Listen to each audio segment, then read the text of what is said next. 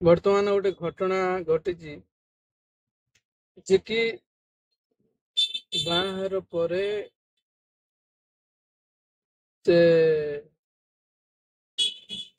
ଯାଇଥିଲେ ବୁଲାବୁଲି କରିବା ପାଇଁ। ଗୋଟେ ଜାଗା ପ୍ଲାନିଂ ଥିଲା, ସେଠି କ୍ୟାନସଲ ହେଇକି ଆଉ ଗୋଟେ ଜାଗା ଗଲେ। ଗଲା ପରେ ତାକୁ ମାରି ଦିଆଯାଇଛି। ତ ବର୍ତ୍ତମାନ ଖବରରୁ ଜଣା ପଡୁଛି ଯେ କି ସେ ଝିଅ ମାରିଛି, ଆଉ ତା ସହିତ 3ଟା ଛୁଆ ବି ଥିଲେ। ତ ସେ ଯୋଉ ଝିଅର କହୁଛନ୍ତି ଯେ କି ଝିଅର ସେ ତା ବୟଫ୍ରେଣ୍ଡ ହବ, ସେମାନେ ମିଶିକି 3 ଜଣ ମତେ ମାରି ଦେଇଥିଲେ। ତ କେହି ବିଶ୍ୱାସ କରିପାରୁନାହାନ୍ତି ସେ ଝିଅ ମାରିଛି ବୋଲି। ସେ ଝିଅର ମ୍ୟାକ୍ସିମମ୍ ବୟସ 20-22 ବର୍ଷ, 23 ବର୍ଷ ଭିତରେ। ଏଇ ଯୋଉ 3ଟା ପିଲା ବି, ସେ 3ଟା ପିଲା ବି 20, 21, 22 ଏଇଭଳି ଏଜ ଭିତରେ ସେମାନଙ୍କର ଏଜ।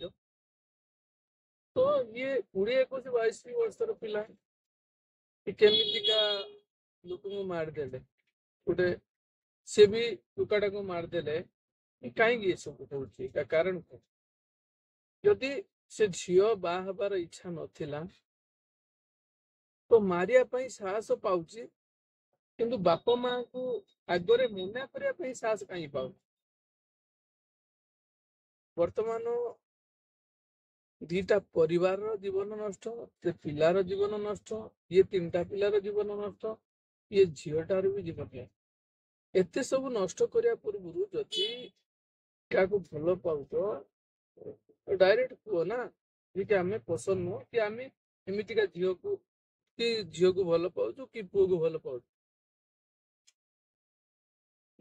ତ ଏତେ ବଡ ଏକ୍ସନ ନେବା ପୂର୍ବରୁ ଏଇଠି ତମେ ମନା କଲେ ଅସୁବିଧା କଣ?